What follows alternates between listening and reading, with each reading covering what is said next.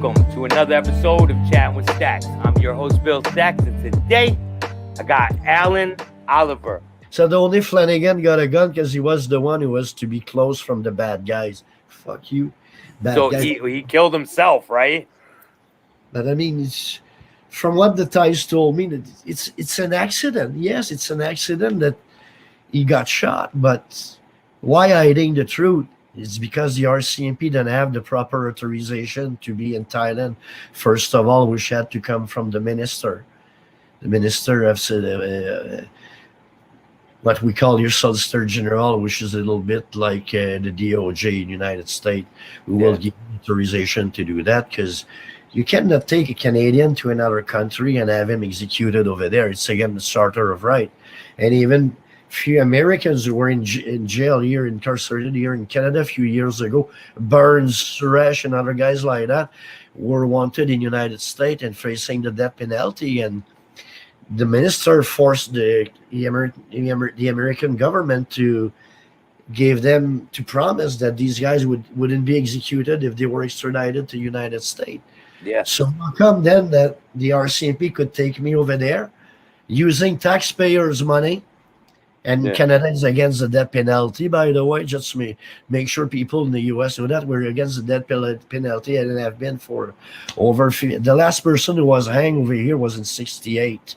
Yeah. That was the last time someone was killed in Canada. But they wanted you put to death. Yeah, to make sure we wouldn't talk about what happened over there. Yeah. What screwed them up? I mean, with the death of their colleague, instead to get all the honors when they came back to Canada. I mean, they were demoted, they were transferred, and but it's not all. When I sued them, when I was going through discovery period with these RCMP officers here in Canada, the commissioner of the RCMP gave them the medal for an outstanding job that they had done in Thailand in 1989. And in 2003, they gave them a Medal of Honors for what they had done. So it's just insult after insult, like I said. And Thailand prison are not pleasant. It's not a walk on the beach. No. We were in Bamguan, we were 8,600 prisoners on a 80 acres plot where 2/3 of the prison was used for factories and gardens and Was there any people from Canada with you, or people from the United States? Afterwards, some Canadians came by. There were a few Canadians who were incarcerated with me over there. There was one guy from here in Quebec who did 4.5 years. Were you cool with them? Oh yeah. I was cool with everyone. The first prison, the only thing is I refused to stay with all the foreigners over there, like I explained in my book, Good Luck Frenchie, because there was too much bullshit going on. And after what had been done to me, not only by the RCMP, but Glenn Barry at the end, their informant, that I felt more at ease to be on my own. And there were a couple other Americans in that section where I live, and I stayed away from people. I kept to myself, and until my friends were sentenced, and I ended up being on my own inside the Bombat before my sentencing. And that's some samurais, some Thai guys tattooed from ear to toes, tried to. Yeah. How did that all happen? Was it because after? So now the guy that was the reporter. Yeah, Victor.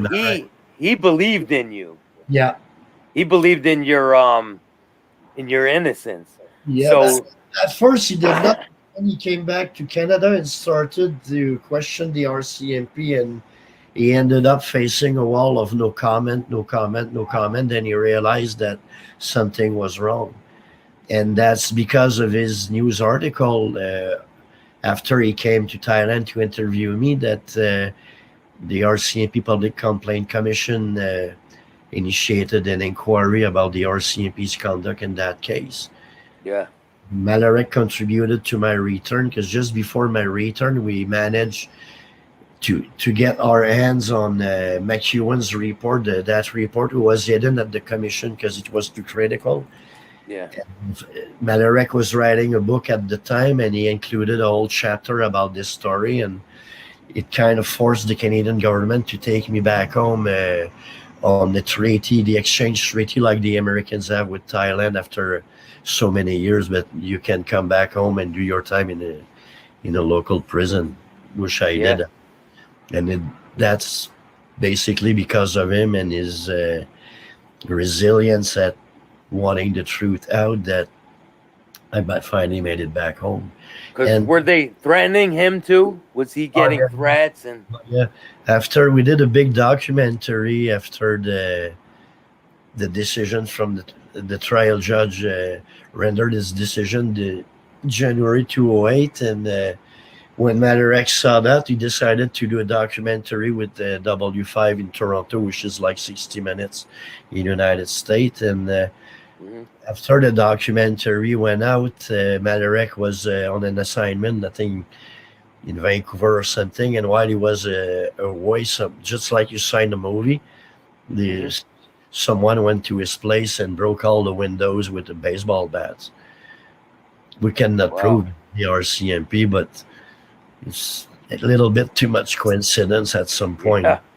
Yeah. I'm not here to say that they did or not, but it's the kind of thing that happened. The same for me when I know that every time I try to dig out stuff about Flanagan's death, that I put my life in danger. I know if I would have been in the state, probably I Mhm. would have ended up at the bottom of the fucking Potomac River, feeding the fucking fish over there. Probably. And So because af- I've been doing some podcasts with some other Americans, and this is all they all told me the same thing. You would have been here with such secret. I mean, you wouldn't have been able to speak about it probably. no, they would have went in the cell with you and been like done deal, and that would be it. Since Yeah. I've seen Epstein hanging himself in prison in New York, Yeah. there's no safety nowhere. Believe me. There isn't. There really isn't. I take care of myself. I'm well. I have good people around me, and Yeah. So I'm looking. what was the process when they said you're sentenced to death? What was their process from then that point on? But they sent me back to my cell noontime, and it was about 1:30 in the afternoon when I heard my name, and I was called back to go before the court, before the judge. And the judge said that because first in the morning when we ended up being sentenced to death, I refused to sign the document. And when they called me back, the judge says, if you plead guilty, we'll give you 100 years rather than having you sentenced to death. And in Thailand, they, as you saw on the pictures on my website, they tie you to a cross and they shot 6 M16 bullet through your heart. That's how they kill you? Yeah.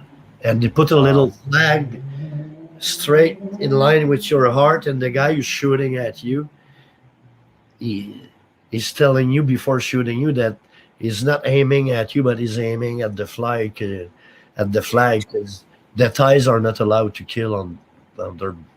I mean, Buddhists are pretty peaceful people, but I Yeah. mean, Have you seen other prisoners get put to death out there? no, but uh, yeah, but that wasn't in that chamber. That was in our section. And any other section, people were getting killed on a daily basis over there, or they were dying from AIDS, tuberculosis. I've seen guys getting their throat slit completely for a matter of 50 cents because that guy needed that 50 cents to buy himself a fucking hit. I've seen Wow. draft of time where there was not any heroin inside the prison, and when the samurais would find out about one prisoner who had something in, like it happened in my section, one Thai guy had some skag plug up his ass, and two junkies jumped on him and just cut him open. And they went to dig the fucking bottle and bang themselves. What? Yeah, yeah. Wow, I never heard nothing like that before. Believe me, I have Yeah. seen stuff like, and I was a doctor in my sections for many years. Even seen guys coming up with their intestine in their hands because some And guy what, you had to put it back? I could not. There are things I could not do. Yeah. But that guy had been cut open with fucking grass clipper. So if someone's hurt like that in a Thai prison, But what happens with you're them? You just stay with it, or but they have an hospital over there, but the annual budget for in Thailand is like 50 cents per prisoner for the whole year. So what? once you take two aspirins, you pretty much busted the budget for your own health. Wow. Yeah, yeah. And if Wow. you were sick and you needed antibiotics, the hospital would give you only two caps at the time of penicillin when you need, in fact, to take it 3 times a day and 3, 4, 5, 6 days in a row. Yeah. So you had to pay for everything if you wanted to get medication. And myself, since my mom worked in herbal medicine and natural medicine when I was a kid, and that I've been always interested about the human body. Foremost, since my mother had a heart attack, I wanted to know how things work out in there. So I became the doctor in my section, and people who needed stitches or whatever, I always found ways to stitch them up when it was possible.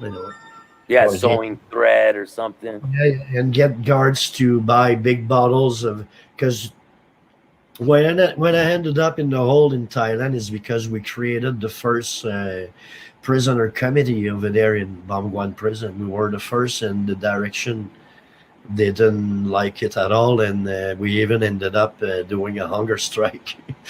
Oh So man. you'll read all this in my book. Yeah. Oh yeah. I'm gonna put a link for your book so people Yeah, can and go check it out. you'll see when you read it, you will have the book has a lot more details than the movie. Yeah. You will see what I've been through. I mean, from having a tooth pulled out cold to having my leg like this and just opening it up, you have to deal with what you got when you get sick. And Yeah. I'm lucky that I had good genes to make it through. And what saved me is when my sentence when it was confirmed in '92 that I wouldn't be sentenced to death anymore, that I would continue having my life sentence, which over there is 100 years. Uh, at least I had hope to stay alive. I wouldn't be Yeah. executed, and I decided that gave me a reason to stop doing drugs. And mostly after I've seen my good friend OD'd just next to me. Oh, he died. He died right there in the prison. Needle still in his arm. Wow. So I've seen many overdoses. I'm the one who Yeah. was shooting my friends because they couldn't even shoot because they had Wow. been shooting for so many years. Some you don't find veins here, you will find one in the foot or in the fucking Yeah. jugular or right up in the fucking on the fucking forehead. I've seen a Spanish guy shooting in his dick, and he missed a Wow. shot, and his dick swallowed the side of fucking zucchini man. Hey, that's good though, right? Yeah, but I'm not sure about the pain that goes with it. So the good women will love it. Yeah, like I said, I've seen all kinds of things. It was like a battlefield. When you're with people, half the population is over there are murderers and Yeah. I mean serial killers. I did time with guys who were there who were doing 16 and 12 life sentences over there because they had killed families, kids, the dogs, and the cats with it. And these guys, they were freed before me because of the amnesties. Because drug over there is What? much more serious than murder. Oh yeah, yeah, yeah, yeah. So, were you getting any money while you were in there?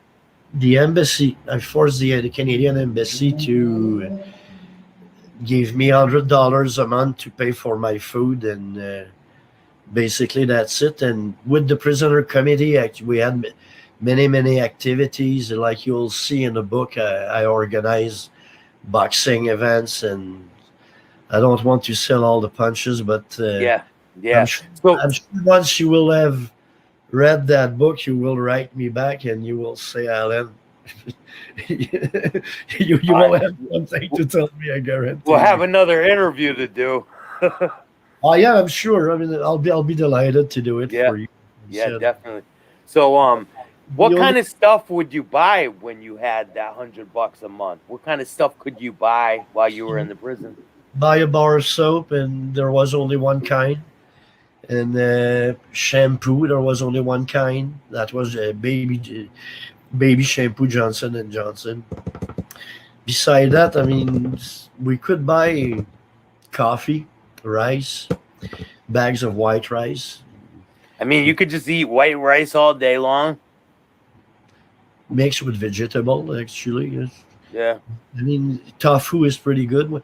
Because when I stopped doing drugs, I mean, I spent the first 14 days without sleep, going through cold turkey, and after that, took me about 3 months to sweat it to just to sweat it out completely. And I started training pretty quick after those 14 days. I started walking, running. I did martial art for almost 10 years before going to prison, before becoming a junkie. So I started training with the Thais, doing Muay Thais with them. Did you Uh, know Thai? Did you know the language I before learned you? I learned over there, yeah. I learned to speak it, I learned to write it and to read it. I even got a school built over there in my section because Wow. the Thais didn't even know how to write their names. All they knew, they were grabbing their thumbs, and that was their signatures. Were you teaching the Thai people how to I I, speak I taught English?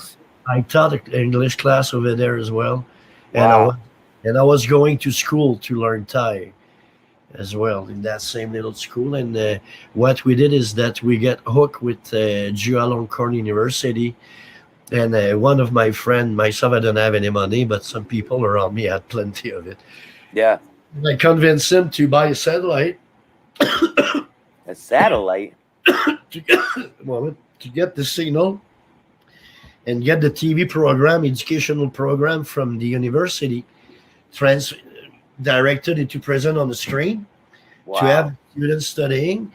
And from there on, we pass another cable to the attic of the building Hmm? through the ceiling or cell, and we could check Monday Night Football. And they let you watch it? You bet. But we weren't paying for it. I mean, the Yeah. guards, they had, and we had casinos inside each section. Yeah. Some peoples were there for tons of heroin. I mean, they could gamble some night for 30, 40, 50,000 US. I mean, each is So some there people. was drugs were rampant in this prison, right? Yeah, it was. It was. Yeah. Even at some point, they had busted 2.4 kilos in Section 4. You will read all that in my book. I Yeah. Yeah. leave any details out, but you you'll see it wasn't a summer camp at all. And myself, I tried to help others as much as I could because many people were had nothing, Yeah. absolutely nothing. I didn't have much, but I still had more than they had. You still had hope, though. You still had hope Yeah, in that. I had hope for one good reason because my mother kept telling me in every letter that hope is the thing that people who are desperate feeds on to keep them going. Yeah, and And I'm sorry you had to she's lose. been, You lost your she's, parents. she's been my rock until she died. She died a week after knowing that I was innocent when Victor Manarek called her after he launched his book. Got the instinct that it was called, and if he called my mom and says, Madame Olivier, we have all the evidence that your son is innocent, and she died a week later, Wow. 6 months before I came back. So I never had Wow. to tell her I love you or thank you. Even if I wrote her, it's something, but it's not like holding the person Yeah. we love the most and then Yeah. looking in her eyes and say, "Geez, I love you and thank you for everything you've done for me." I will. I She's will. still with you. She's Eh? still with you. I think Oh, she's still I'm, with you. I'm sure she is. In some ways, I mean, because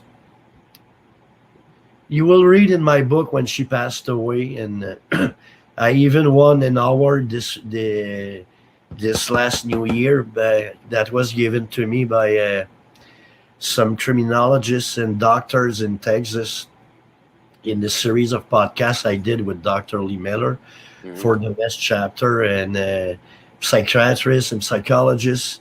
They they gave me that prize. That we were live like we are now, but for the best chapter they had ever read and come across about the loss of a mother.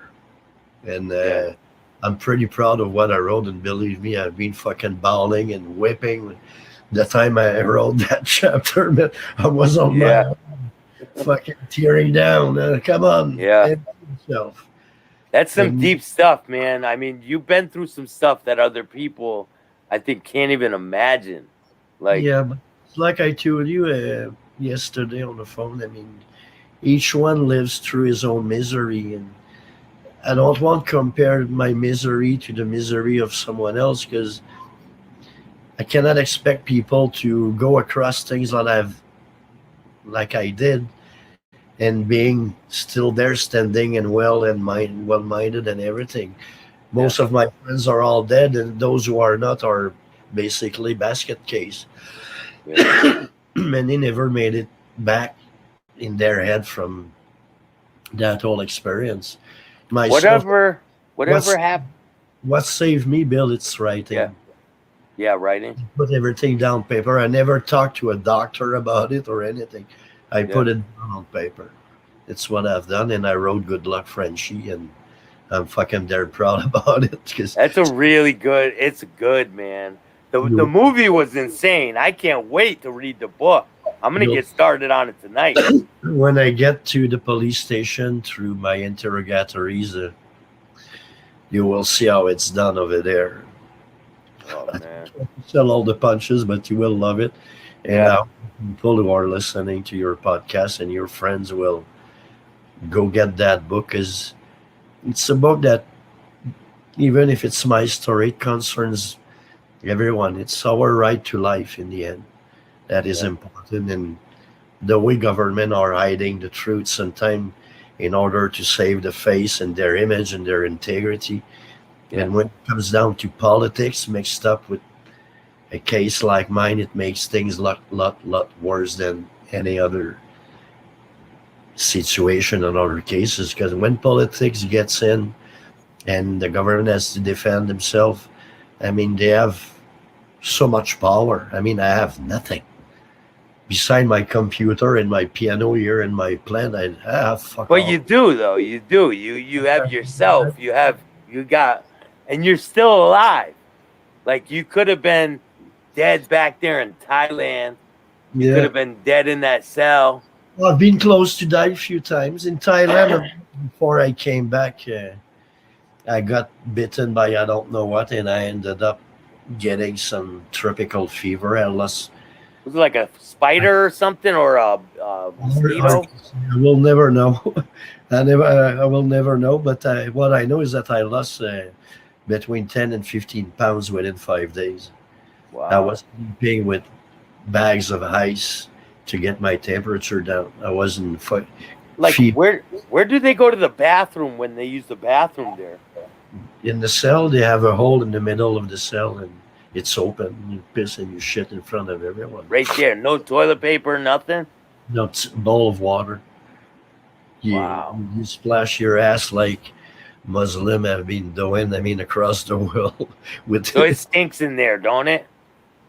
yeah, but it's not the same mentality. I mean, people in Thailand have suffered over the years countless coup d'état and corrupted government. Still, it's the army who's in power right now. Yeah. Yeah, the democracy over there is still only a dream. Even if they have a monument to commemorate democracy, democracy hasn't been installed in Thailand and will not as long as corrupted generals from the army and other rich politicians will use the country as their toys and to do whatever they want. And it's even in Thailand. A few days ago, they started testing one prison. They had already 22,000 prisoners who tested positive for COVID. Wow. Prisoners were dying like crazy for the last few months, and no one said nothing. Yeah. And now they started to do something about it. They don't care. Once you get into the carceral system over there, you're not even a number. You're nothing. You're just there, and they're gonna break you, whatever what. You had so much against you. You had like so much stacked against you Yeah, but that it's like when I was trying to explain your story to someone, okay? And they go, "Yeah, but how did they try to plant the drugs on them? How did they?" And they weren't understanding the story. And I'm like trying to explain it to them. So I'm just gonna have them buy your book. yeah, And then that's the best thing that will encourage me. I'm yeah, heading now to do something with Amnesty International to petition the minister for a public inquiry and to have the Supreme Court review my old case. And I'm yeah, working on it, and I'm working on a documentary that we'll be shooting the pilot next week over here. And I'm working also on a teleseries that I wish to present on Netflix or Crave or HBO. yeah. Everything is written. It's only a matter of time for me to get there, and I know the truth will come out one way or another. But let me tell you, after 32 years now that I've been fighting, it's time for me to bring a closure to all this and Move just on. Move on with your life. go back up country and get new dogs. My dogs died a few years back Yeah, because a long time while I was on parole, I didn't tell anyone, not even my parole officer. I was living outside up country on a big domain a friend of mine owned, and my friend was gone for 4 years, and he let me a domain with a lake, 4 houses, and the dogs. And I yeah, spent 4 years over there, and I had a third dog, a big Corso, yeah. gold, and he died at 16 years old. Oh And I man. just had dogs. So in Montreal, I cannot have dogs here. I need to be up country, and I'm only going to conclude these projects and start aiming to go back up country and do my gardening. And I still have a place to stay where I can live all the time up country, but Yeah. I want to have my own place if everything goes well. Right now, I'm only working to. I don't have any retirement plan myself. Me if either, man. That's why I'm doing this podcast. if I can make the teleseries and get a good deal on that, then that will help to pay for these little dreams that I have. And Yeah. if ever my case makes it to the Supreme Court, and I know that they will have to compensate me because my lawsuit was for $47 million. You want to tell the people what the government told you when you went to sue them after you came back? But after the old legal episode lasted from 2000 until 2012 actually. I filed suit in 2000 within the delay required by the law in Quebec, which is 3 years after the crime that you have the right to sue. After that, you're limited. You cannot. And we went to court. We had the discovery period and everything, and we went to court for 42 days. And several witnesses were supposed to call via satellite, and at some point the attorney general decided not to call these witnesses, which I knew would have confirmed everything I've said. Mhm. That's why they didn't call them up. They call that trial by ambush. It's very prone. Not I supposed- never heard that. Yeah, Trial by ambush. yeah. This is how they call it. And all the way through trial, I felt that the judge that was there was something wrong. First of all, he was the youngest judge on the bench. He had been judged at the court only for 6 months, and they gave him the biggest case implicating the RCMP and the Canadian government in the history of our judicial system in Canada. And Yeah. they got that guy. And at the end of trial, after 2.5 million spent in time and money by my attorneys, I had two firms representing me. The judge came up and said that I had the legal duty to file suit while I was incarcerated in Thailand. And checked it.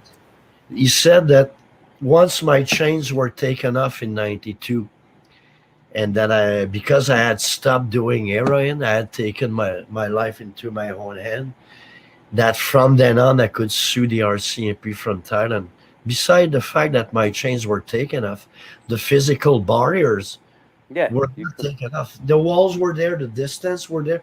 I had no communication, no bed, no toilet, no visit, no phone call, nothing. We're not allowed to phone call over there. And the judge decided that I had to file suit while I was in Thailand. And when I ended up in appeal, I realized that I was informed by one of the reporter here that one of the judge name for my appeal happened to work with the judge, the trial judge before for 12 years for the same law firm on the same litigating team. So I went to ask for his recusation. It was turned down. The appeal went along, and that same judge, Judge Richard Wagner, uh, was promoted to the Supreme Court by the Attorney General of Canada, who How was ironic. and I was filing suit against the Attorney General of Canada for 47 million, and they promoted him there. The trial judge him was promoted as a director for the selection of the judges at the Judicial Council. So I mean, that's why I'm doing the documentary now. I want to expose all that crap. The movie was to expose one thing. Just like the book, you'll see it stopped when I stepped out of prison on the sidewalk over there. This is where it stopped. Yeah. Sequel starts when I'm heading to the immigration with the trial here and Oh, everything. that's how the book starts. Yeah, Oh the book man, I start. can't wait. I Yeah, can't wait. while I'm on the plane Yeah. flying over here, and I'm taken back in my thought about the murder scenario and few other events that occurred during those 18 months that they were chasing me, just Hmm. to put people into context. And after that, my arrival here, when I got back to Canada, when I got to the prison here at Saint-Anne-des-Plaines, How long did they make you stay in prison in Canada once you got back? when I got back here, 4 months before being sent to a halfway house. But check that. When I got to the prison here, the guy who was in charge of the reception over there, when he saw me, he says, how the hell you doing, Smiley? Long time no see. I say, what the fuck are you talking about? He says, I never forget a face. You're Olivier 195710. Say, yeah. Say, I know you were here before. It's not me. I mean, you got something wrong. And he started telling me, don't stop joking because things will turn bad. And I said, just fucking do your fucking homework. And I don't know what kind of pills you're eating, but stop them. But you have the wrong guy. You will read it eventually. Yeah. So I started taking my shirt off. And when I got back here, I was training 6 hours a day, 6 days a week. I was doing 1,500 push-ups and 1,000 set-up every morning. I mean, I was doing that every morning, 6 days a week. And I was cut. I So mean, you're getting strong, yeah. but I don't have any tattoos. So when he started looking at that picture he had on file, and that other guy had tattoos, Yeah. and I didn't have any. Then they realized that they were mistaking me for someone else. And even the screw came to take me over there. There were 5 guards from Correctional Service Canada who came to get me over there. Yeah. And for sure I was that other guy who was known to be violent and so on and so on. And So um do you hold a grudge against the CRMP for yes, sure I do. Sure do. yeah, My mom died yeah. basically from sadness knowing her son was in prison over there. They destroyed my family's life for years also. Yeah. They destroyed my life. You don't want this to happen to anyone else either. I don't want to. And Canada, like I said, is against the death penalty. If so, how can the RCMP use Canadian taxpayers' money to finance an operation that would lead whoever to his death sentence? It just doesn't make sense. So these are all the things I'm fighting for, and I'm trying to get my story spread not only here in Canada but all around the world with the movie and with the book. And like I Well, said, I'll help you as much as I can, and I'll definitely share this video, and I'll get you out there as much as I can. I got one more question for you. go ahead, my friend. So, whatever happened with the informant guy on the boat? The RCMP said they saw him a couple years before trial, and when we asked them if they had told him to show up to trial, they said that wasn't their job to do that. And that informant was responsible. The RCMP was responsible for his conduct in all the other cases related to Operation Deception, which was like 28 or 29 other court trial that they had. And one of those trials made jurisprudence with regard to entrapment, because Glenn Barry had gotten his brother-in-law entrapped by convincing him to find him 4 ounces of pot for one of his buddy, and that buddy was an RCMP officer. So you got his brother-in-law busted. This is how low that fucking piece of shit. Sorry about the term. Where is he now? Where'd he go now? He's in the Maritimes, maybe in Nova Scotia or New Brunswick. I know he's by the sea. He's a fisherman. He was a fisherman on the West Coast. He's originally from the Maritime. I think around the Prince Edward Island or New Brunswick or something like that. So I know it's somewhere. I mean, life will take care of him. Yeah. And I already filed also before the criminal court against him and the RCMP, but the Justice of Peace here doesn't want to send my case before a criminal judge, because if they do so, they will. Because I want to go there without any lawyer. That will force the Quebec government. Mm-hmm. The Attorney General to file accusation against the RCMP and the Canadian government. So you'll see, it's not over yet. I honestly think that but that guy is still alive. I know he's still alive. And he's probably fishing a salmon somewhere right now. He'll get his. He'll get his. That was very kind of you having me, and let's be in touch again. I will keep definitely posted and read my book and let me know what you think about it, and tell your definitely will, man. 100%. Show them. Yeah, show the book again. This is it.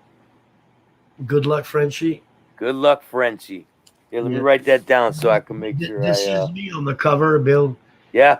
I got almost 40 pounds of irons on the picture here, because when I went to court, they would have had up another chain just to make sure I wouldn't start running. Yeah, like you're gonna go anywhere. Yeah. It's crazy, man. But you survived, and now you got your life back, and trying to move forward and trying to make a difference and ensure that generations to come will be able to count on their justice system, and that justice system will respect their right and not try to cover up for the government and the RCMP.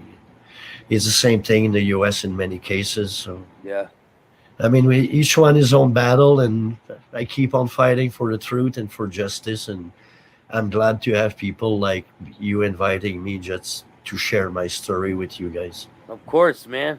You know I'm always here, and I'm glad I got a friend out of you, man. Well, you do. Take care, and we will be able to do that again in the near future. Yeah, definitely. So make sure you hit the like, subscribe, and notification bell so you could get my videos every time they drop. Until next time, man. Thank you, Bill. Thank you, everyone.